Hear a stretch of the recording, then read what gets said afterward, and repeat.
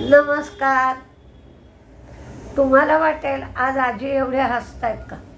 अहो, रोज व्हिडिओ करायला बसलं की लाईट जातात आणि मग लाईट येईपर्यंत थांबायचं आणि पुन्हा चला आपल्या रोजच्या उद्योगाला असं म्हणून सुरू करायचा व्हिडिओ. त्यामुळे व्हिडिओ द्यायला उशीर होतो.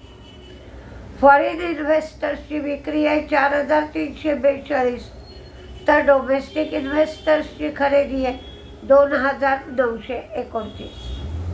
रिलायन्सचे रिझल्ट फक्त काल दिले नव्हते, तर रिलायन्सचं मार्जिन वाढलंय 16.9 वरनं 18.2. प्रॉफिट वाढलेत 19,323 वरनं 21,930. त्याचबरोबर रेव्हेन्यू वाढलाय 6.7% ते 2.40 लाख कोटी एवढं झालंय. रिलायन्सचा त्यांच्या डिव्हिजन्स जर बघितल्या तर ऑइल टू केमिकलचं रेव्हेन्यू कमी झालंय, ऑइल टू गॅसचं वाढलंय, रिटेलचं रेव्हेन्यू वाढलाय, त्यांनी 150 नवीन दुकानं काढली आहेत, डिजिटलचं रेव्हेन्यू वाढलाय 4% आणि अदर इन्कम 5% वाढलाय. रिलायन्स जिओचा रेव्हेन्यू 3% वाढलाय, मार्जिन 52.8 वरनं 53.1 झालाय. त्यांचे प्रॉफिट्स 4% वाढले ते 6,477 कोटी. सबस्क्रायबर्सची संख्या 3.3 बिलियन एवढी झाली आहे. आरपूज पण वाढले, म्हणजे ॲव्हरेज रेव्हेन्यू पर युनिट किंवा पर युजर 195.1 वरनं 203.3 एवढे आरपूज झाले.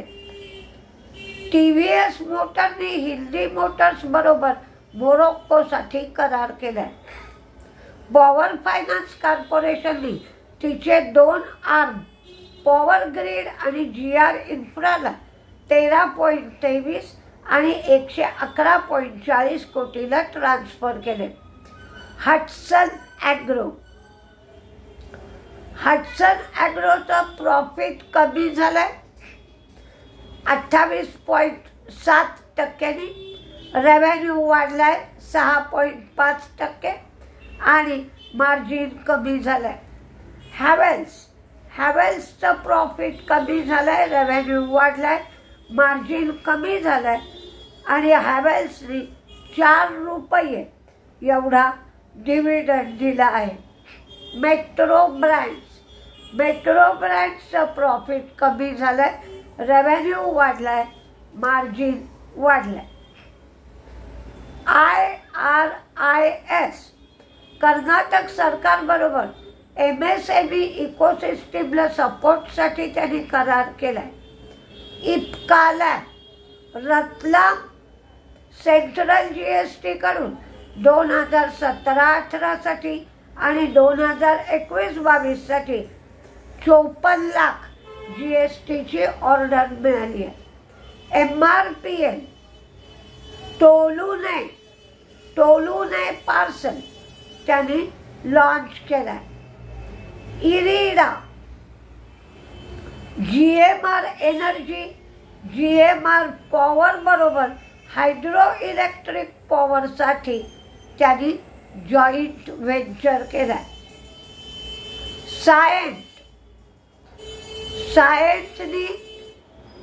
Cyient semiconductors Europe private limited ही इंग्लंड आणि वेल्समध्ये स्टेप डाऊन सबसिडियरी स्थापन केली आहे. आज क्रूड 81.47, बॉन्ड यील्ड 4.61, तर डॉलर इंडेक्स 109 एवढा आहे. अमेरिकेमध्ये आज मामूली मंदी होती. ॲपलचा शेअर घसरला होता कारण आयफोनची विक्री चीनमध्ये कमी झाली म्हणून. बँकांचे रिझल्ट मात्र अमेरिकेतल्या चांगले लागले, पण शेअरमध्ये तेवढ्या प्रमाणावर तेजी आली नाही. शेअरवर त्याचा परिणाम दिसला नाही. जॉबलेस क्लेम 2.17 लाख एवढे आले, तर रिटेल विक्री 0.4 एवढी आली. वन मोबिक्विकनी पर्सनल लोनसाठी पिरामल फायनान्स बरोबर करार केला. 6 ते 24 महिन्याच्या कालावधीसाठी Piramal Finance personal loan One मोबिक्विकच्या ग्राहकांना देईल. शेअर इंडिया पोर्टफोलिओ मॅनेजमेंट सर्व्हिसेससाठी सबसिडियरी स्थापन करायला त्यांना सेबीने मंजुरी दिली आहे. बीपीसीएलच्या बीना रिफायनरीसाठी कन्सॉर्शियम अंतर्गत त्यांना 31,802 कोटींचं लोन मिळणार आहे. चीनचा GDP 5.4% आला. तो GDP 5% वाढला आहे, तर त्यांची रिटेल विक्री 3.7% आली. ही रिटेल विक्री सुद्धा 3% वाढली आहे.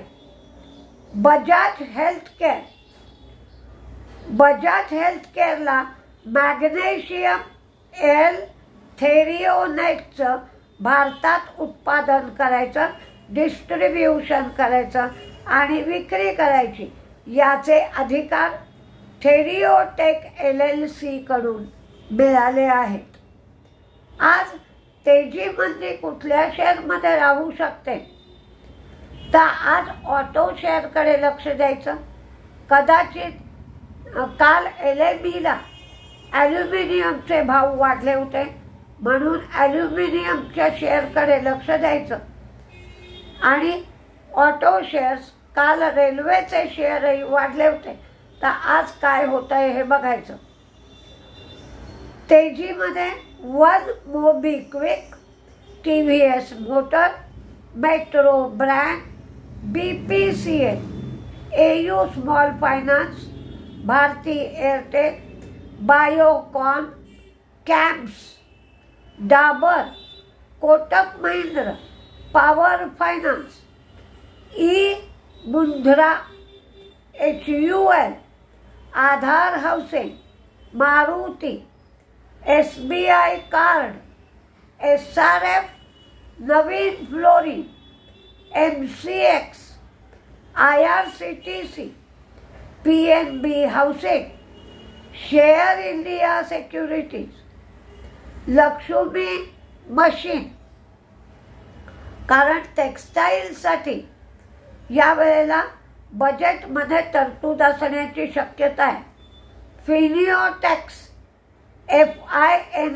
FINEOTEX, Fineotex Chemical, Sona BLW, Endurance, ENDURANCE, BEL, Hindalco, Chola आणि प्लास्टी ब्लेंड्स. तर मंदीमध्ये हॅवेल्सचे रिझल्ट चांगले आलेले नाही, त्यामुळे त्याचा परिणाम पॉलीकॅबवर होईल असं वाटतंय. म्हणून Polycab, Pidilite, axis bank, LTI माइंट्री आणि व्होल्टास. पण तरीही मार्केट डोलायमान खूप दिसत आहे. सुरुवातीला एकदम एंट्री घेऊ नका. मार्केट स्टेबल होऊ द्या आणि मग पहा काय काय होत आहे. कारण सगळीकडे वेगवेगळे बदल होत आहेत. आपण जे म्हणतोय की जग जवळ आलंय, तर जग जवळ आलंय तर याचे काही फक्त चांगले परिणाम होणार नाही, वाईटही परिणाम आपल्याला भोगावे लागतील आणि चांगल्याही परिणामांचा आपल्याला उपभोग घेता येईल. त्यामुळे दोन्ही परिणामांना तयार व्हावं लागतं. तर जसे अमेरिकेमध्ये रिझल्ट चांगले आले पण शेअरवर परिणाम दिसत नाही, तसंच भारतात होण्याची शक्यता आहे. कदाचित रिझल्ट चांगला आलेला नसतो, पण मॅनेजमेंटची कॉमेंटरी चांगली येते. पुढचा कारण मार्केट नेहमी जेव्हा शेअर खरेदी करतो ते भविष्यकाळासाठी खरेदी करतो, तर मॅनेजमेंटची कॉमेंट्री ही भविष्यासाठी चांगली असेल तर शेअरचा भाव वाढत जातो. त्यामुळे काळजीपूर्वक एंट्री आणि एक्झिट दोन्हीही गोष्टी होणं मार्केटमध्ये अधिक गरजेचं आहे. बघूया काय काय दर्शन घडत आहे. 9:15 वाजता ते. नमस्ते.